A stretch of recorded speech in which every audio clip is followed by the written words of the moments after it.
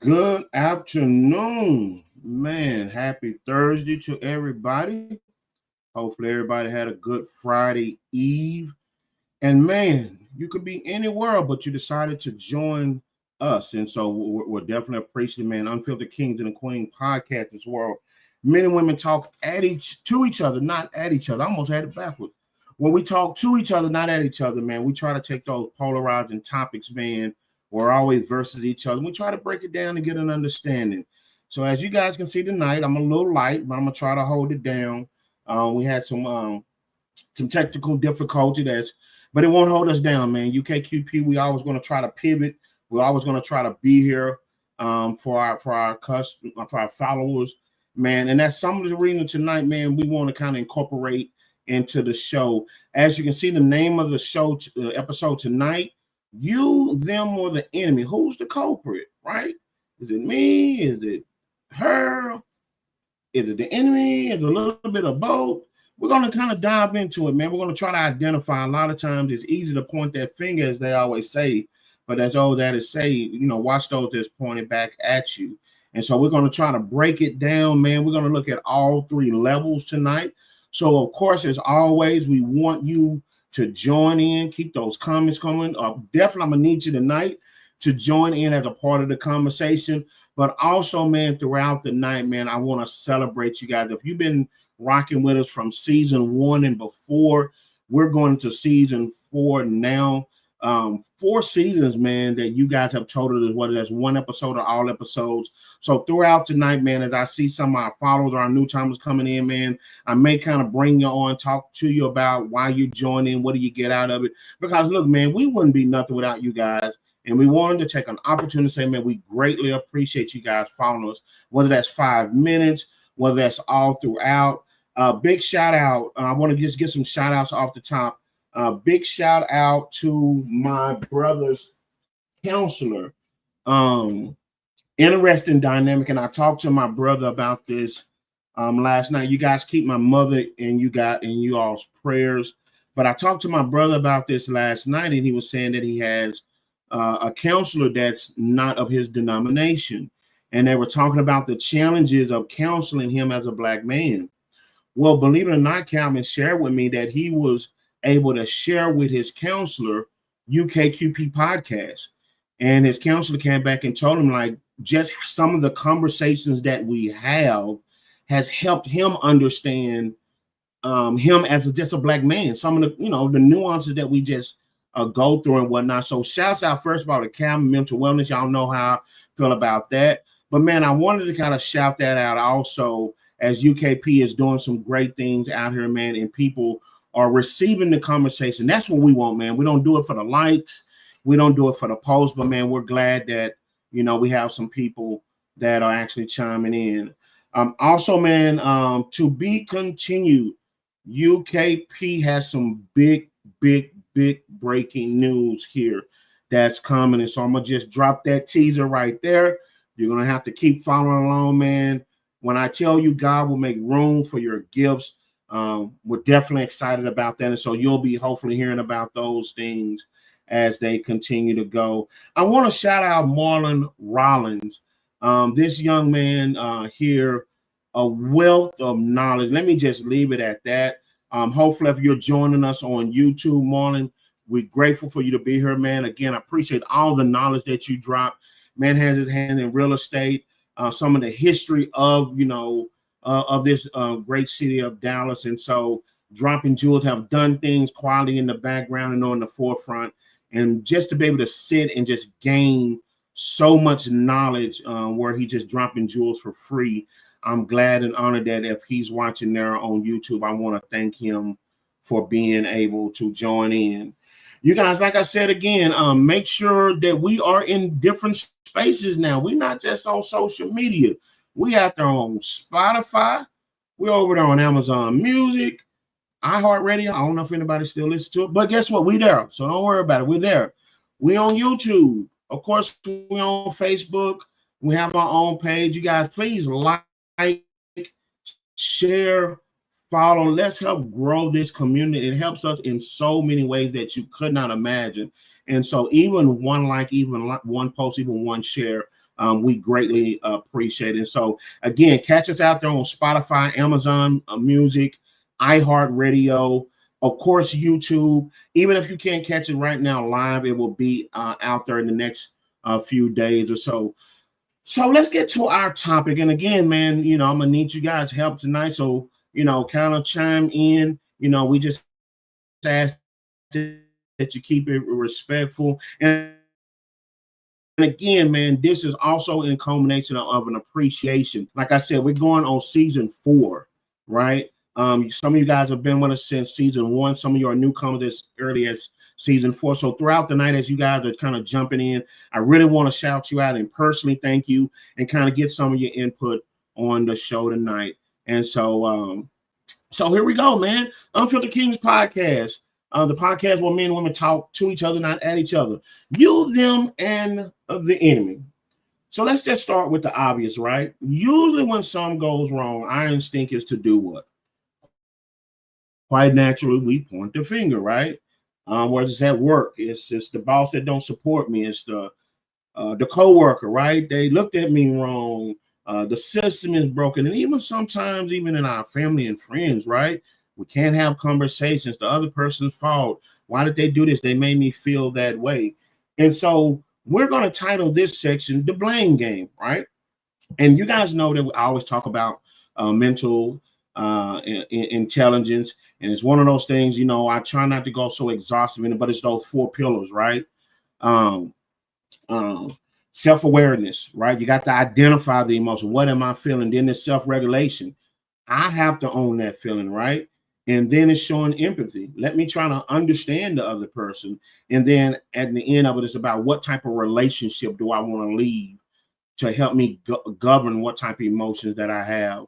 And so if you notice, really in the blame game, man, when you automatically point the finger, what do? You kind of skip those first 3 steps and you're already ready to identify, hey, this person don't like me, I don't like them. And that's the relationship that's built.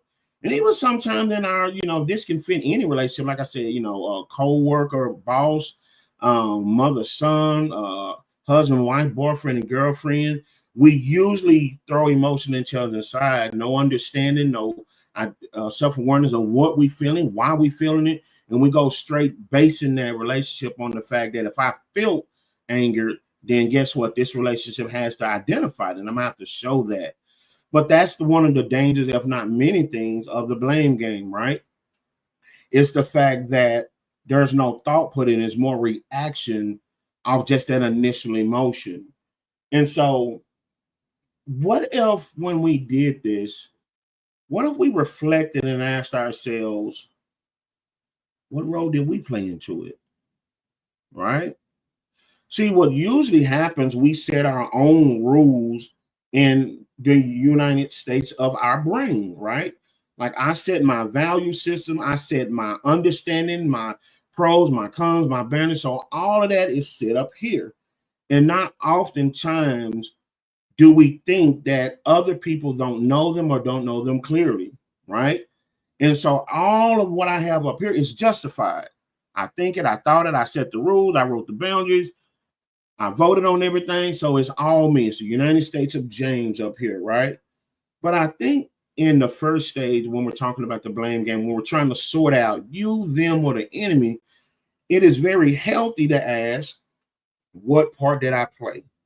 That first part of emotion intelligence, self-awareness, well, the first 2, self-awareness and self-regulation, it kind of allows us to take ownership. And here's the beautiful thing about it. Even if it's not our fault, I can still take advantage and accountability of how I react to that person. And look, we've all been guilty, right? And so on here on the Unfiltered Kings and Queen podcast, it's like we always say, it's not about a gender, right? I've been guilty of it. I know other people have been guilty of it. But the reality of what we're trying to do is get some solutions, right? And so when we ask ourselves that question, what part did I play? Okay, we're going to talk about when the other person did us wrong. We'll talk about that in another section. But even in the beginning, when we haven't identified that, right, and that emotion is right there, even if we take the time and ask ourselves, what role did I play? Well, now we can do some self-reflection. Self-reflection hopefully brings on self-awareness. And when self-awareness is there, we are hopeful that at that time we can now start regulating through some of those emotions, right? Even if it's someone else, and definitely if it's us, right? We want to be able to make healthy decisions. Um, Self-reflection is not about the blame, it's all about self-awareness. Like I said again, sometimes we're the culprit and we don't even know it. And I think that's more dangerous. We always talk about that, is that there are times where we are so right, um, that we don't intentionally try to do wrong. It's just the fact that we're hung on the fact of United States of James Hester, right? So I can't be wrong. And I would always argue that that was probably even more problematic, because usually if you're wrong, unless you're a narcissist or something, I digress, there is a chance to identify right. But what happens when you already think you're right and you dug in? Right? And again, keep in mind, we're not taking this in the context of man and woman. We're just talking about in any capacity, right? Whether that's the boss at work, the boss did he's hating on me, or the home girl, well, she known me for years. Why would she do me that way? Even in a relationship, you're supposed to know what I like. Why did you do that? Again, going to that part where we reflect on what part that I play into it. If nothing else, it helps us take a breather. A lot of time in that blame game, we've already, like I said, we skipped a step 4. We don't reintroduce this relationship based off that raw emotion, and we haven't filtered through our part. And then step 3 of emotional intelligence, what about empathy, right? So I think that will be good to actually reflect on. And it was something I was doing in my research, and I'm just glancing at my note, you guys, again. We'll be back greater than ever, man. Like I said, we have great things coming your way for UKQP, in huge part because of you guys. And again, we're going to continue to thank you guys. Make sure you join in, drop your comments and things of that sort, because we cannot do it without you guys. And us going on season 4, we want to celebrate you guys. And so sometime when we're the culprit, maybe we didn't speak up. So I'm going to take these a step by about a time. And like I said, we're going to get to them. I think that's the one everybody want to focus on. Well, what about it's them? And I can tell them, well, no, we'll get to them. We're looking at us, right? And I think this is so important when it says, maybe we didn't speak up. See, the danger of having this world up here where all my rules, my regulations, my boundaries, the whole 9 yards, do I always effectively communicate them with my audience, with my external community, right? Or do I impose that they should automatically understand, right? Because if someone offend me and I haven't told them my thought process, my viewpoint on that, my stance on that, then that could be a quick misunderstanding that we blow up in risk of a relationship, right? In any capacity, like I said, all because I kept my voice in here. And how many times have you all been with someone, around someone, where they had a full conversation here, but a full expectation of you out there, right? And so the more and more you're getting lost, the more and more it's about, are you validating what's up in here? And when you don't, that's just justify those emotions that has been piling up. So sometimes we got to look at ourselves. Did I voice that, right? Or did I infer that? Did I imply that, right? And even just about communicating, right? I maybe communicate, but did I communicate it effectively, right? And so keep in mind that a lot of this don't have to be malicious. Some of this can come without just 20% imperfection, right? Hey, I didn't know how to articulate that, right? As a creator, I do it all the time. In my mind, I'm down the street, around the corner, up the highway, and I'm already heading towards so-and-so. But a lot of times around me, I have to remember, well, that don't mean that everybody around you a creator, and they may still be back there. Well, that's on me. I have to verbalize that. I have to slow down and make sure that I'm communicating, but I'm communicating effectively. Maybe we try to avoid conflict. This is a huge one, right? We try to avoid conflict. Well, we just want to keep the peace. Men, what are we taught? Those who else are married, happy wife, happy life, or something like that, couldn't be no further from the truth, right? Loyalty over love is a very dangerous thing. And so sometimes we justify it, which a clinical term for that is we downplay. That's not the, oh, you good. Now we know we have a problem with that, but just to keep the peace or we don't want to avoid conflict. No, conflict resolution is needed in any type of relationship. My supervisor and I, we sat down today, had a very positive conversation where it involved conflict resolution, right? So to avoid it altogether is causing unnecessary pain even on ourselves and unfair expectation on the other person who you're in the relationship with or who you're talking with. And so sometimes we justify it by we justify self-reflection by downplaying it. Hey, and I'm just going to keep the peace. I'm just not going to say nothing. No, that's not going to do anything, because what happened when it happen the next time? What happened when it build up, right? Now we want to bring all that from the past up, and guess what? We don't caught the other person off guard. Maybe we stay too long in a role that no longer serves us. Now, this one right here, we could stay here all night. So I'm going to read that one again. It says, maybe we stay too long in a role that no longer serves us. I always say one of the biggest mistakes in life is managing something that we should have gotten over and trying to get over something that we shouldn't manage, right? So that's why reflecting on ourselves is first. Hey, did I view this long term? And this was just for a season. You know, Tyler Perry always says that, my dear, am I viewing this as lifelong? But no, that was just a summer season. Great times, nothing negative, but that was just a season. Or am I mistaking this a season when really, hey, that's supposed to be there long term, right? Those unfair expectations we sit there with ourselves, and that's why I think tonight's topic, you, them, or the enemy, a lot of times we think we're going to rush in and find out who done it first, but what does that process looks like? And again, that's what emotional intelligence is so important. Self-awareness first, right? Did I misrepresent and misassign the person, right? We do that a lot of times at work, right? Our supervisor is not there to be our friend. They are there to manage the greater good of that company. They have our to talk to. So just because we have a cool relationship with it, well, we mismanage that, right? Because now when it's time for them to hold us accountable, well, guess what? Oh, they tripping. They done changed. Well, we do the same thing in some of our friendships, right? Some of our relationships. Everything peachy and dory, and we crafted where everything is happy-gory and whatnot. And now here's the come from some tough conversation, right? Some constructive criticism. And we never dealt with that, right? And again, we got some longevity in, and we don't really talk about this, but now you have to smoke clears. We have to talk about those issues, right? How do we actually handle that? Did we misdiagnose that we're building some long term, but we're operating, we're functioning like we're just in seasons, right? We're just going to deal with it right there. Well, that season eventually ends, right?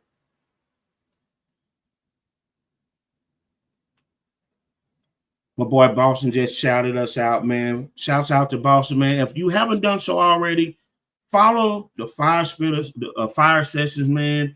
That's my good brother, man, from another man. He has a great podcast with a wealth of information, man. In all honesty, we try to model a lot of the things that we do here. And so he just shouted out, man, he's busy, but he's still supporting. So again, man, as we're talking about this topic, you, them, and the enemy, like I said, man, we want to take the time. We do not take for granted. I don't care if it's one of you on, man. When you all give us the support that we look for, it's a lot of stuff behind the scenes, man, that it's not just kind of popping up and talking ramblessly and hoping that, you know, something sticks against the wall. So to each and every one of you, whether you can watch it live, whether you're watching on Spotify, if you're watching on YouTube right now, we just want to say a million thanks to you guys. If there's anything that you think we can do to improve, look, it's all about you. I always say, hey, give us the best idea in the room. And so we want to be a platform where we're saying we're truly with you and we're having the conversation together. So shouts out to Boston again. That's the Fire Sessions, YouTube, Facebook, everywhere on social media, man. He has some fly stuff. And then also, if you see the hashtag, you see it. My boy is pretty much a comedian too, man. So, you know, if you can search you see it hashtag, I think he's been had that on lock since the days of Paul Quinn. So shouts out to my boy. But yeah, man, the main thing about it is that sometimes that misdiagnosis and that rushing off, and that's why I love talking about emotional intelligence, can get us off on the wrong foot when it comes to trying to find out who's the culprit, right?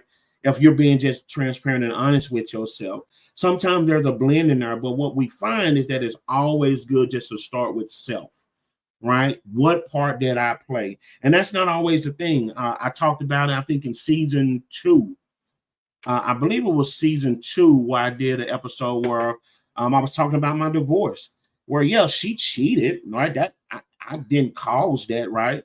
But after I went to counseling, afterwards, I realized that there were some things that I could just do better as a person, right? So I could have just taken the time and just focused on her. Well, that's the easy answer. She cheated. But having the opportunity to say, what part did I play? Not even in the cheating, but what part can I play to better myself? I was able to identify a lot of things that made me the man that I am today. And so, man, at the end of the day, it's such a more of a rewarding path to take, to stay out of that blame game, right? Look at self. And then more importantly, if it is self, then guess what? Let's take some accountability as emotional intelligence tells us to. Now the favorite one that I think everybody's gonna like. What if it's them? Let's talk about them. The people around us, right? Co-workers, friends, family. They absolutely can contribute to our stress and our setbacks, right? Toxic behavior, poor communication, lack of accountability can create chaos, right? So we're not saying just because we have emotional intelligence within ourselves, that means things gonna be peaches and roses to everyone around it. What do you do when you run across someone who has low emotional intelligence, right? Most people think that's an insult, but that's a reality, right? If everyone had high emotional intelligence, this world would be peaches and creams, right? But what do you do? What do you do when you work with a supervisor who has a power complex, right? Vibrating low emotional intelligence. What do you do? It's them, right? I've checked myself. What role did I play in? I've self-corrected. Now I'm truly arriving at that last pillar of emotional intelligence. Let's see what type of relationship can I have with that. What if it's your friend, right? What if it's your frat brother, sorority sister? What if it's your wife of 10, 20 years? What if it's your husband of 4 years? You kind of just creeping around that corner. What do you do when the other person in whatever relationship you're in is actually them? Now let's talk about some of these things. Toxic behavior, right? What if they've developed a toxic behavior? What do you do with that? What does that look like? Well, still, we got to look within ourselves and ask ourselves, how do we navigate that first? Because again, that doesn't give us permission, right? What do they say? I'm gonna keep the same energy. Nah, that usually don't fix anything, right? And so it's important for us to identify, not only being able to just point the finger, okay, it's obvious them, but it still is becoming up to me. How do I respond now? Right? Because at the end of the day, you can't change people. If people double down and they want to have that toxic behavior now, what do you do? What does that look like? What about poor communication? Man, ain't that something? Everybody use words, right? That, for the most part, if you speak in it, that's the language you speak. Everyone understand words, but that doesn't mean that you're communicating. A lot of times we can use words and still be poor at communicating. And here's the thing again, little caveat. This is not indicting anyone. This stuff just comes with us just being imperfect, right? So that's something that we have to actually think about. What if someone comes from a surrounding where there was poor communication? They learned it just like their name, right? They learn how to say and do all the right things, or they got the position, right, as a supervisor and whatnot. And now you have entered into a relationship with them. What do you do with that, right? You can identify that, but does that give you a justification of poorly communicate with them? And then finally, lack of accountability. Again, throw all this away. Anytime, whether it's you, them, or the enemy, it's always you, right? It's always you. And even if it's them, well, you made them do it. There's no accountability. How do you really handle that? Right? So let's ask ourselves some questions. Have I clearly communicated my needs? I was talking to someone a couple of nights ago, and we was talking about the beginning of the relationship, and I was telling them I don't like in the beginning of the relationship where I think we were talking about on the podcast where in dating, everything is scripted. Everything is meant to be nice, meant to be fluffy, right? It's meant to have a good time because you're really selfishly looking for a return investment. And usually on both sides, right? For the most part. But it takes away clearly communicating our needs, right? And a lot of times, do we even know what we need? Have we sit down? We talked about a podcast before where people who get out of a relationship, they jump into another one. Get out of a relationship, they jump into another one. Can we sit with ourselves and clearly identify what we need? Or do we think a lot of our wants is our needs and we're trying to demand those wants out of other people? And so these are some questions that we asking ourselves. Again, this is when it's on them, right? We know it's on them. How do we get here? The number one question, have we clearly communicated what we're needing out of them? Have we clearly identified what we need of our supervisor? Mr. Supervisor, I need for you to not put me out in front of everybody. Can you take me in the room? We can sit down and talk one-on-one. Mr. Supervisor, I need you to show me where I made a mistake, not just tell me and blindside me so I can self-correct on myself. Miss Girlfriend, have you identified, hey, I need my downtime when I'm coming in. It's not that I don't listen to you. I just need my downtime to get my thoughts together. Mr. Boyfriend, hey, when you do that, this makes me feel this way, right?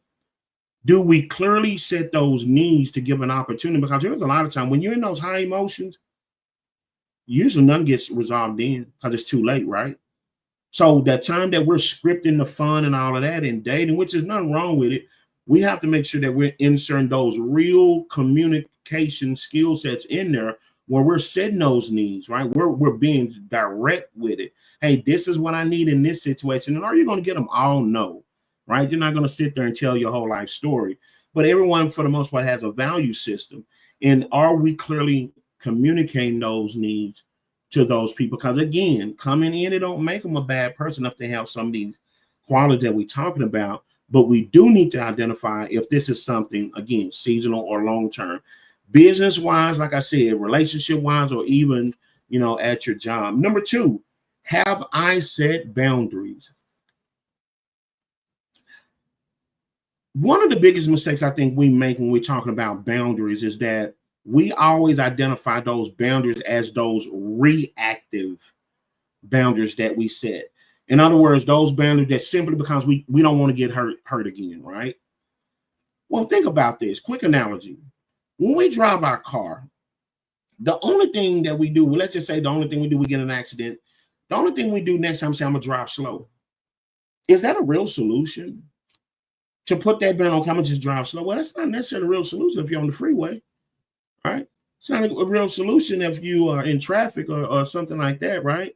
So a lot of time when we think about boundaries, we are talking about those things that are preventing us from, because we don't want to feel that hurt again. And those boundaries are okay, but the boundaries in this context is understanding my limits.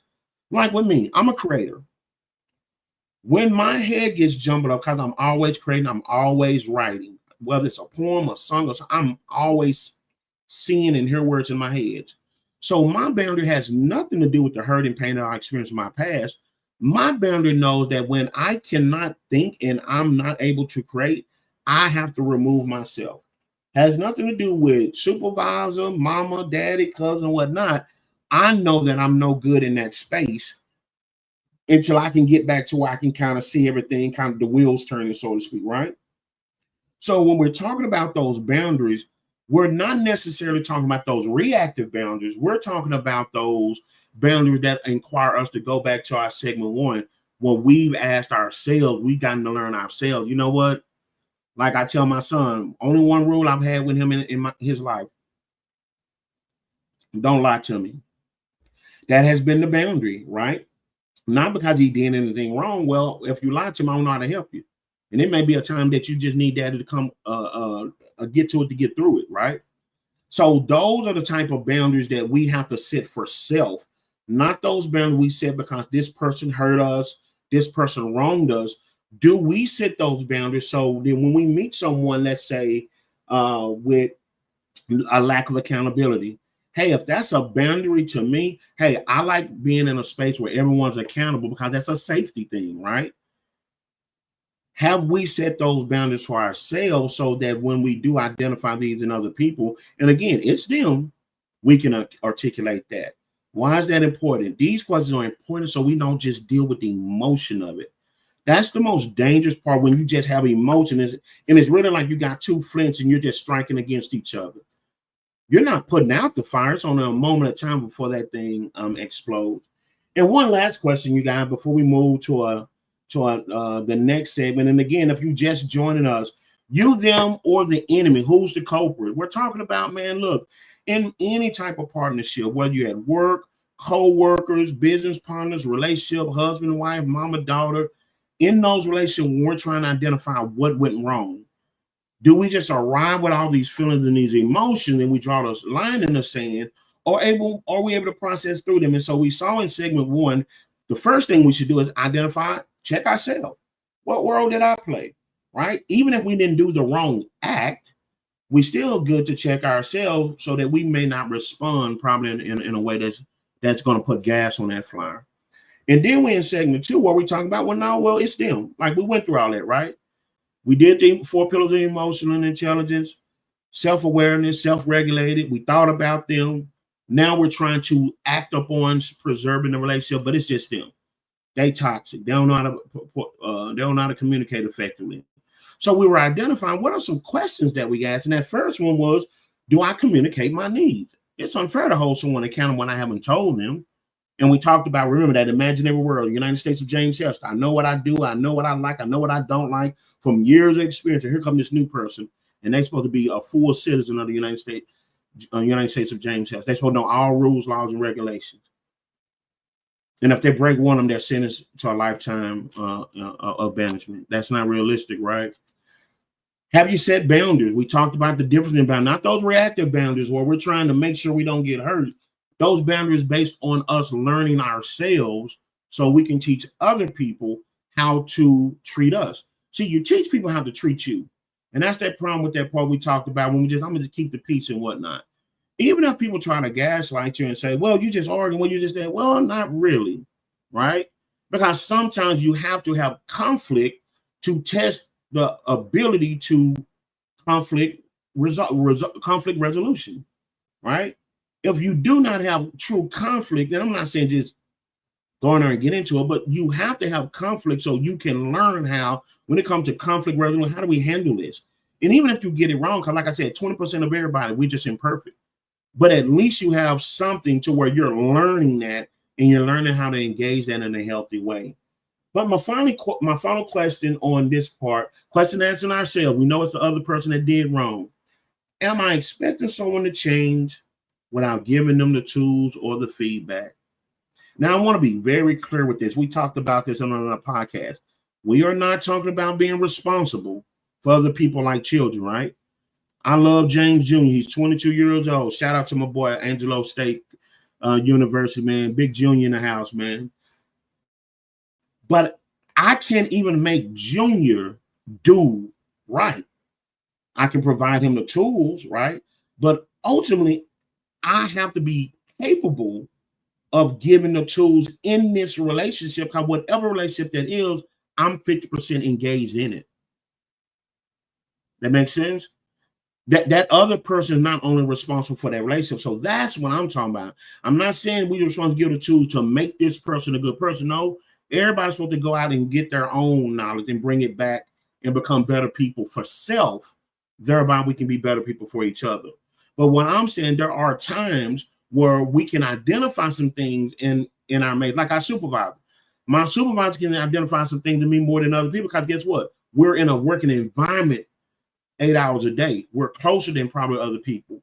So there are tools he can provide me with that other people can't. If you're in a family member, there are some tools that in that family, because you know the intimate thing that you can bring to the table. My brother and I was talking about this last night. There are things that we can bring to the table that's better than outside people. Friendships, right? 20, 30, whatever friendship. Hey, that longevity, we've been through ups and downs. There are tools that we can bring because we have more familiarity. We've seen other sides of that person. The problem is when we weaponize them, and now it doesn't feel like a tool. It feels like a tool you're using on you. And I think that's sometimes the problem that we make. So again, man, we have to ask ourselves some questions. Again, there's still some accountability there.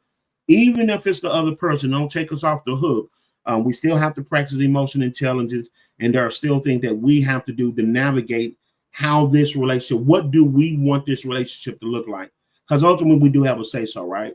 There's no relationship where we have to be in. We would like to preserve every relationship, but ultimately we have the last say so in that. Finally, section 3, and this is the one, man, that I think we do not pay attention to. Again, we're talking about you, them, or the enemy. Who is the culprit, right? Usually in the beginning, if I feel it, it's you. And I'm going to double down because, again, in the United States of James, I said all the rules, the regulation, the stop sign, the yield signs. So I know all the nooks and crannies. So, if I just let that emotion go there, it's you. And I'm going to tell you why, because it's in my world. And you haven't shared anything. But here's one of the bigger ones, and this is the last one we'll talk about tonight. The invisible enemy.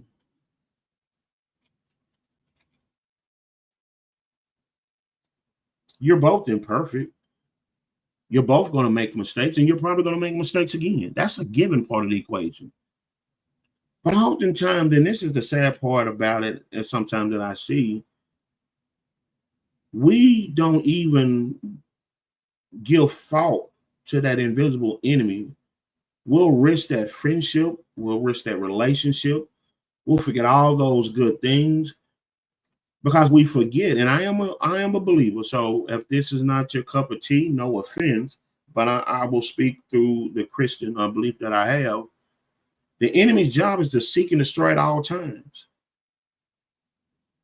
And what most people do not know is that the more you move forward in your goals, the more you move forward in your purpose, the more good things happen. His job is to make sure that he cancels that out. Isn't it ironic? A lot of times when we struggle and we go through and we're at each other, we think the fault has to be something's wrong from within. But that's nothing but when the enemy gets busy. Because if he can take your mind off of him and make you so focus solely on that thing like you have control on it, you'll rip each other apart. And guess what? It's not even in your control. Because he don't want you to see that good thing. He don't want you to be that happy relationship. He don't want you to stay on that job and get promoted. No, just go find another job. Start over again. Like you're not going to find another wrong there, right? He don't want that friendship to last, right? That thing was going good. And if he stayed out of it, man, God was going to come in there, bless that thing. Wait a minute. He got to put a little stank in there. And when human imperfection comes in, guess what? He goes in that thing and makes it a little bit more messier. And oftentimes, we don't even look at the fact we see the person we can see. Knowing that you have been two imperfect people, but two imperfect people don't stop and say, wait a minute, what we had was good. And what we had was going on. Wait a minute, God blessed me with this job. Remember that time I was praying for that job? Now I'm going to leave it? No, wait a minute. What if this? Oh, I don't see you, but I know how you work. I know what your job is. Your job is to seek, kill, and destroy. Seek, destroy, and kill. Right? Oh, no, let's regroup. See, we can deal with our imperfections. We was put here to be able to deal with them. But that invisible enemy a lot of time comes in, and I hear people justify it. No, it's not that. It's just you. You don't have more power by yourself than the enemy. Not trying to preach it, but we're just talking. Yeah, it is him. If it wasn't him, why we tried to tempt a perfect man? And guess what? We fall from perfect. If we tried to tempt a perfect Jesus, you mean to tell me he don't get to all of us and we imperfect? But we quickly turn toward each other. So that's why I wanted to make sure we broke it down tonight. You, them, or the enemy. See, sometimes it can be either or. And I think we only operate in the space of you versus me. It can't be my fault, so it's you. Sometimes it's both of you. But then we also need to have the emotion to say, no, that's you. Or you know what? That's on me. Right? But there are times where we are just dealing in our imperfection, and the enemy just over there stirring the pot, and he's just invisible. Right? And here are some of the results of this. And it's important to understand it. And when you're watching it, some people may identify with this, right? We think it's the other person, the other person is this, and y'all both imperfect, and the enemy over there just stirring the pot. And here what come out of it. Watch this. Burnout.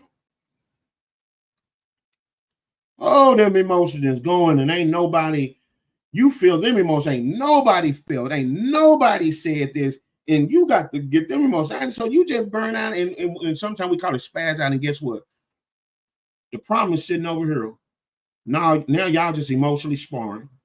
Been guilty of it myself. Right?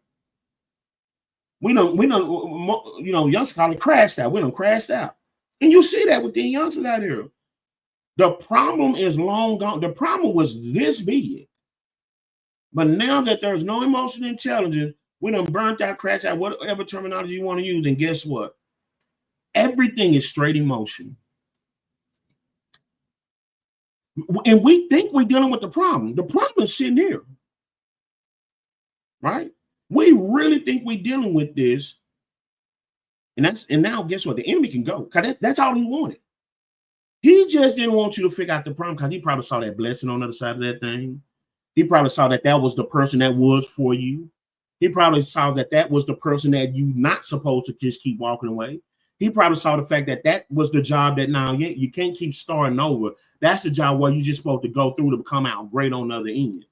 Anything that the enemy can do to get you to walk away from something of God, and you just drop it like a bad habit. When you've seen these things, you thought these things, you worked on these things, and then he just gets us our emotions. And because those emotions, once it's so closely attached, United States of James, right? Set all the rules. Oh my God, I'm trying to fight because you're attacking this United States of James. No, you can't attack this. I'm going to shoot all type of missiles and everything. And the problem is sitting over there. See how it go? All because we didn't recognize that invisible enemy. He just put burnout in there. Move the problem out the way, and now we just emotionally sparring. Unspoken expectations.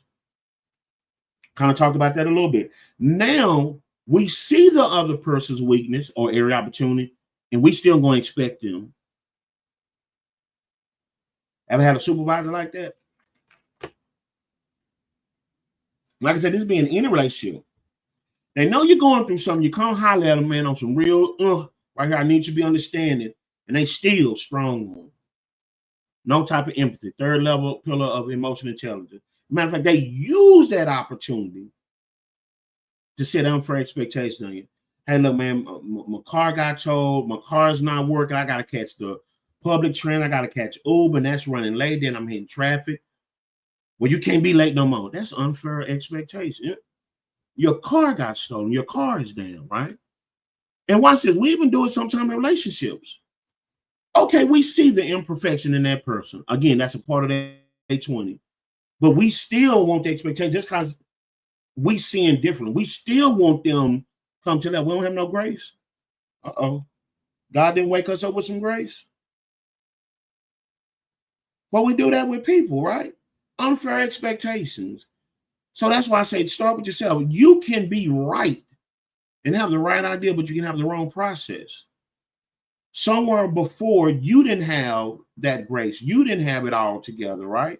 But someone gave you grace. If nobody else, God did, until you was able to get it right. So yeah, even if that person erring their own expectation, give grace. That doubling down in the whole 9 yards, we're setting unspoken expectation, and now we're disappointing ourselves. That's not fair. Now we're holding that person feet to the fire, right? They can't go through their true process of understanding, learning, growing, and healing. And then internalized fear or imposter syndrome. Now, this is one I think a lot of us deal with more than we think. Because everybody hard. I ain't fearful. No, I ain't dealing with no fear. I ain't scared of nothing. That's not the fear I'm talking about. right? Because if we really identified that true enemy that shows up invisible at times, we'd understand that there should be a fear there that make us go run to God, but I digress, or our higher power, or help, right? But usually because we walk around and we just so fearless, well, guess what? I ain't never believed that everybody who got injured, everybody who got shot, got robbed, was because they was fearless. That's not the criteria. But a lot of times we don't want to share our vulnerabilities. So what we do, we internalize that fear. Like we talked about before, I don't want to talk to baby girl. Man, she look good and I don't want her to leave me. So you're teaching her that it's okay to do that wrong thing. And in her defense, she may or may not know, or she may start manipulating on it against you. Is that healthy? Or supervisor, use that fear of firing you. Or you having a fear, I don't want to lose my job, so I better just sit here and take it. I'm a man before anything. No, we're gonna have to let's get to it to get through it. Miss Supervisor. It's a right way that I can address you, but that internal fear causes us to mute ourselves. Or even relationship, man, we've been together, we've been rocking when I don't want to mess that up. But if you've been together that long, you should have been able to get to it to get through it. Because if you can't, then y'all just had time you spent, right? So nothing should justify internalizing that fear. If anything, we should have the capacity to know how to emotionally and intelligently operate in that fear to where it does not paralyze us. And then imposter syndrome, man. How many people walk around dealing with their representative, but they think they know themselves? You ever met somebody who really believe they are who they are, but they really are imposters? They really want to be themselves, but they've learned to just bottle themselves up or just bubble wrap themselves up because they fear for being hurt again, right? And so they've learned that, and I'm gonna lie, I used to be that, right? I didn't want people to see my weaknesses. I didn't want to see people to see that I grew up poor or how I grew up. I didn't want them to see my past. So I just became who they wanted me to be. My LB and we talk about it all the time. I'm just gonna be this character. As a matter of fact, give away a freebie tonight. If you ever be around my college friends, they should call me Roscoe. That was that character. In all due respect, I hate that name now, to be honest. It brings back fond memories, right? But in all actuality, in my maturity, I hate that name because it reminds me of the character that I substituted, even at times where I should have just been myself. But I didn't want to lose friends. I want to make sure everybody liked me. So that imposter syndrome is dangerous because then if you give the other person fake, but you want them to see the real you, how'd that work out? That doesn't make sense, right? So internalizing that fear, I think a lot of times we don't accept accountability for that, right? And that's what makes us lash out or all or none, right? Well, I'll just go on Herman, just cut. And we justify why it's easy for me to cut somebody out. You're fearful. You're fearful of being hurt, so you're trying to cut the cord before they cut it, instead of doing some true conflict resolution, right? We find ways to popularize and justify all these little cute sayings, but really we're dealing with real stuff, man, when it's all said and done. The enemy can make us doubt ourselves. He can pit us against each other and keep us from growing. Again, a lot of time we forget to keep the main thing. Conflict resolution is so important. He sees us growing. He sees us getting better. See, that's the thing about us. We may be in a season or a valley that it looks like, man, do not pass go. Do not collect $200. Go straight to jail. And that may be the reality of that season. But we forget, and again, I don't apologize for my faith. We serve a God that's just temporary. That was the minor setback for the major comeback. But the enemy will come down there, and he knows that now. He knows you're only supposed to do 2 days. But he can mentally make you stay in there for the rest of your life. You can be out the situation. You can be out the bad relationship.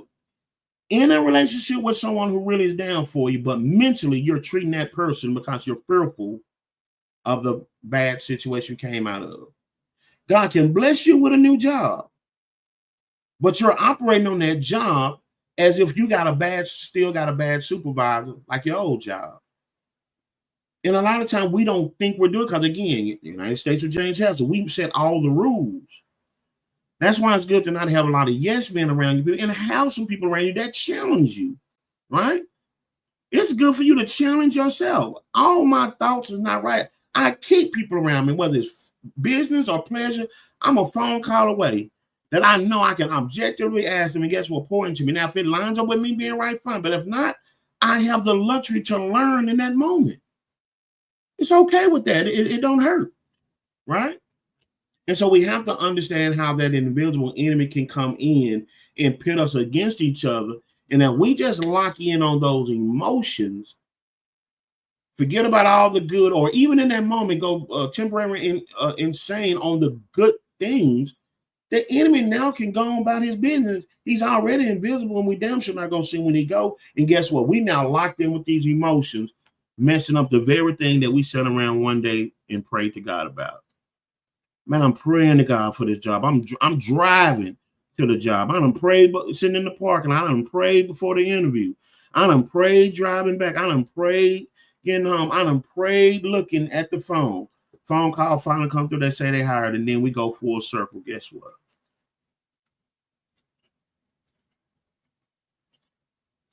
It's the supervisor's fault. What if I told you something God made for us to go to grow through? So even if that pitting against each other, what if the goal was for us to come out of it better on the other side? Mama, daddy, son, brother,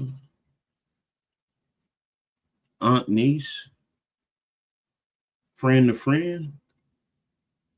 Don't give the enemy the credit and the opportunity to do something damaging, even though we can't see it. So we talked about you, them, and the enemy. Who's the culprit? We've seen sometimes it can be ourselves, sometimes it can be the other person, but more importantly, there are times where more often than not, it can be the invisible person.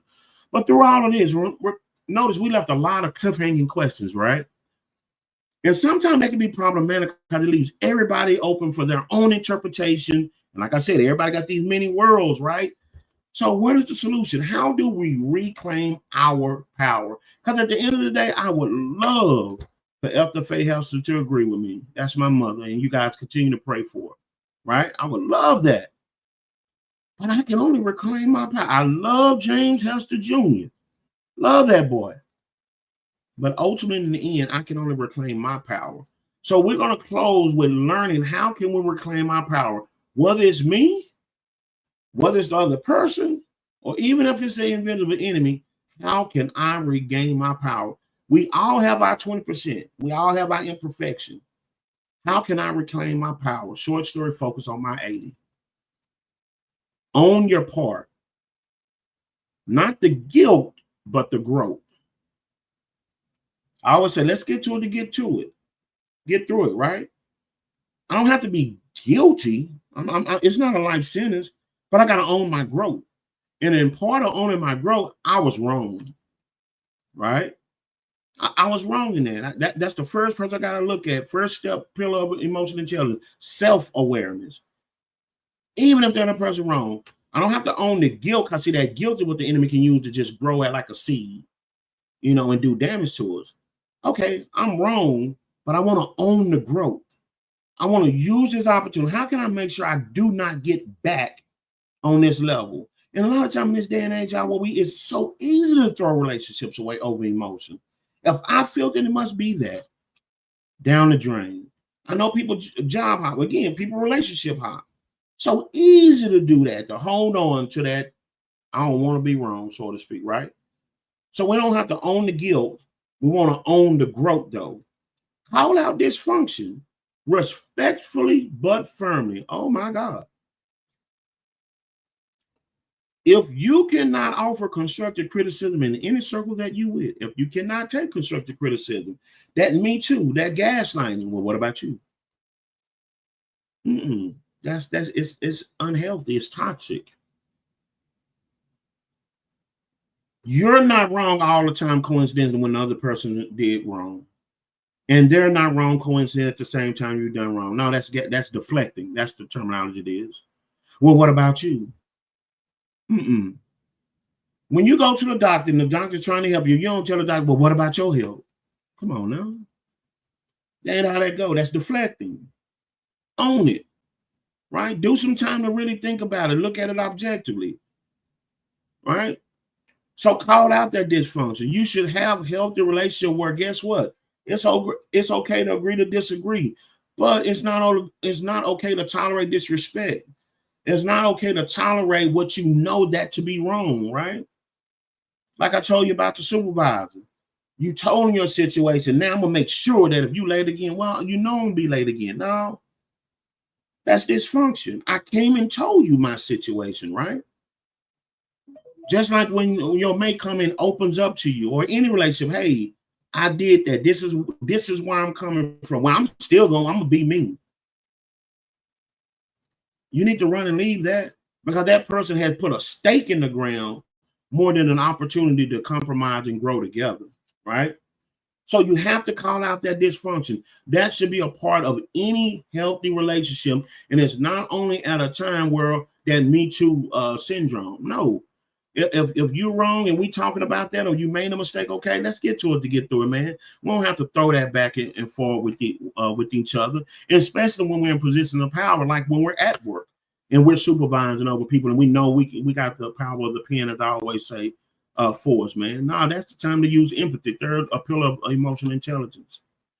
Challenge the enemy, whether it's a toxic system or a limiting belief. This is the one, like I say again, it's so hard to do because it's all the time got to be the person in front of us. And the enemy is seeking all the time to destroy anything good. As a matter of fact, I tell people when something is about to go good, while we celebrating, the enemy is rubbing his Birdman rug. Yeah. See, as long as we ain't doing nothing, as long as we ain't walking in our gift, and we just kind of, whatever, we just whatever, you're no threat to the enemy. But when you get active, when you get intentional, when something just don't get you off your course, oh, he got to get active. Because he know with God's help, you just might succeed. And that ain't what the enemy wants. So y'all, sometimes we kind of, look within ourselves. Look at the other person and handle that. If that's you, that's you. If that's me, that's me. But we also better be able to start having that healthy conversation on that third entity, the enemy. And we have to be able to call that out. Toxic behavior, limiting belief, not allowing us to grow. United States of James House, that's what them rules are. Get some people around you of great influence. Let healthy people get around you. If you want to grow a garden, get some gardeners around you. You cannot convince me that you know how to tend to a garden if you have no gardeners around you. I'm not getting on an airplane with you and you hang with no pilots. You cannot walk in a courtroom with me and defend me before a judge if I don't see you around lawyers.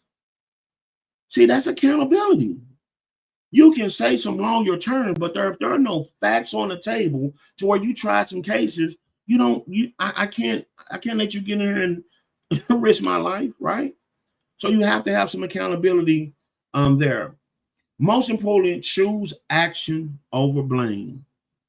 Instead of throwing that stick in the ground, leave an opportunity to work it out. Now, again, we want to put an answer here. I don't mean give someone a chance to run over you. We all have our limitations.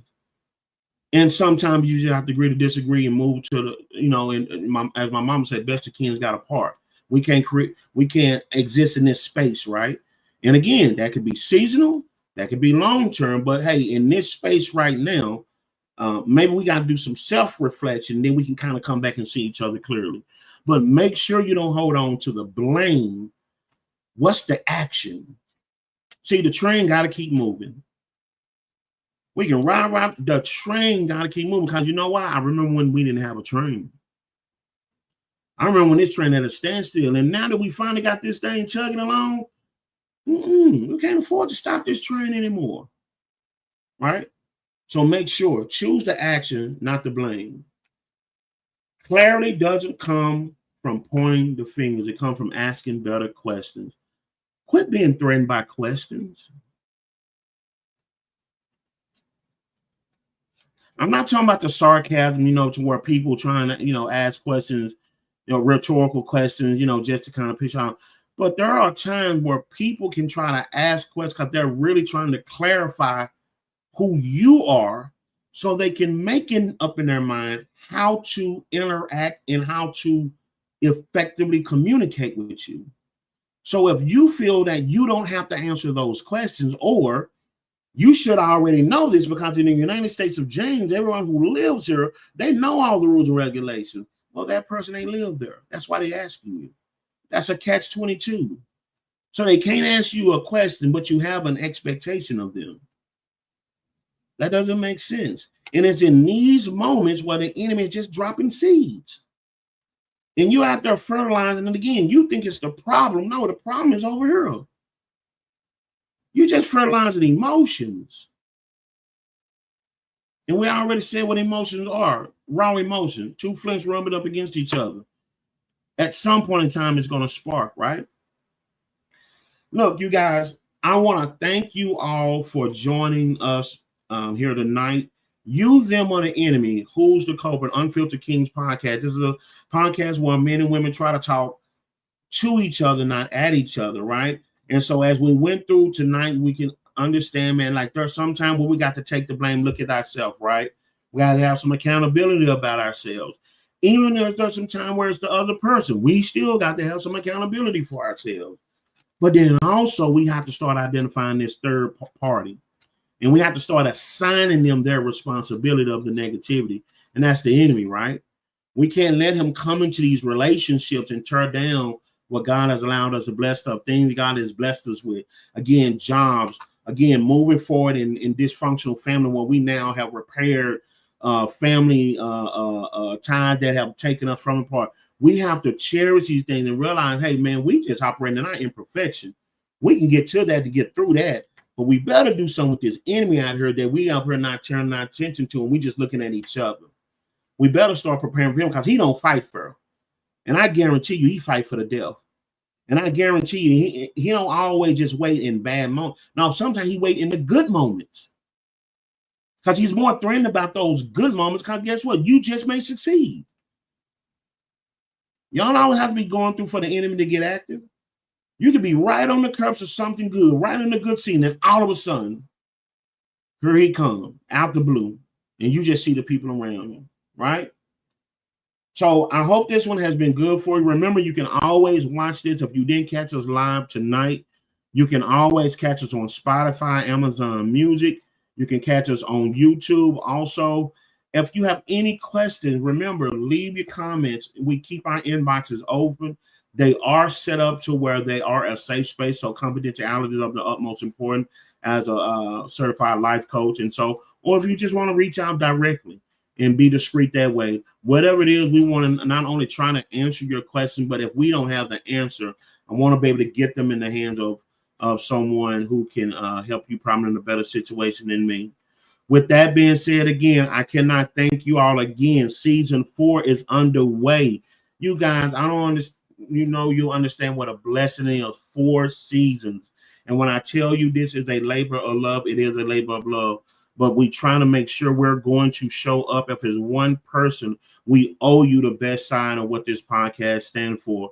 So again, if you've been rocking with us from day one, matter of fact, some of y'all been out there rocking with us since the concept, the Bostons and everything in the world, where we were just talking about it, man, and just what type of mic do we use? We was that early in the game. All the way to now, if this is your first time tuning in to Unfiltered Kings podcast, whether you like it, love it, even if you have some critique of it, we're not afraid of that. Share that information. It can only make us better if it makes sense, right? But I want to, again, genuinely thank each and every one of you who took time out of your busy Thursdays. We've been doing it on Thursdays right now. and decided to tune in, whether that's part-time or whole time.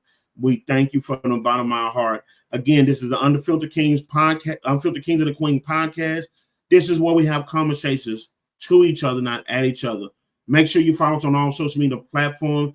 Until next time, make sure you tune in. We got some great things coming. I wish I could talk about it tonight, but I'm not too much prepared. Of course, I'm one man in it tonight because we had some technical difficulties. But man, look, we have some huge things that I want you guys to be a part of, and we couldn't have done it without you all. So stay tuned in, stay locked in. Unfiltered Kings of the Kings podcast.